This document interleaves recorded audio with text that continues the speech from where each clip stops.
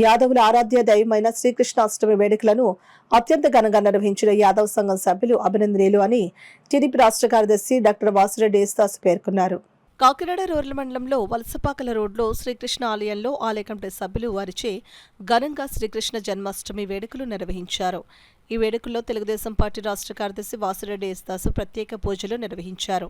నమ్మి రామలక్ష్మణ్ కొల్లుబైన సూరిబాబు చేతుల మీదుగా వాసిరెడ్డి యేసుదాస్ను సత్కరించి జ్ఞాపికను అందజేశారు. అనంతరం ఆయన మాట్లాడుతూ శ్రీకృష్ణుడి వేడుకల్లో పాల్గొనడం ఆనందంగా ఉందని ఆయన వెల్లడించారు. ఈ కార్యక్రమంలో టీడీపీ జనసేన నాయకులు ఆలయ సభ్యులు పాల్గొన్నారు.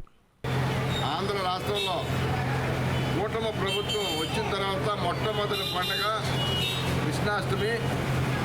దీనిలో భాగంగానే కృష్ణుడు ఏ రకమైతే ఈ దేశాన్ని ఈ రాష్ట్రాన్ని పరిపాలించారో ఆ రకంగానే ఈరోజు చంద్రబాబు నాయుడు గారు, పవన్ కళ్యాణ్ గారు, మోడీ గారు కూడా ఈ కృష్ణుడు భాగంలోనే పనిచేస్తారని, 4 పాదాల మీద న్యాయాన్ని నడిపిస్తారని, అందరూ సుఖ సంతోషాలతో ఉండాలని ఈరోజు కృష్ణుడిని మరి నమస్కరించి ఏడుకోవడం జరిగిందని చెప్పి సందర్భంగా తెలియజేస్తూ ఈ ప్రాంత ప్రజలందరూ కూడా సుఖ సంతోషంతో ఉండాలని, ఈ ప్రాంతం అంతా కూడా బాగుండాలని కోరుకుని ప్రజలందరికీ కూడా శుభాకాంక్షలు తెలియజేస్తూ ముఖ్యంగా మరి జిల్లా జడ్జి గారు గింజాల గంగరాజు గారు, ఇక్కడ ఉన్న కమిటీ పెద్దలందరికీ కూడా పేరు పేరున హృదయపూర్వక నమస్కారాలు, కృష్ణాష్టమి శుభాకాంక్షలు తెలియజేస్తున్నాం.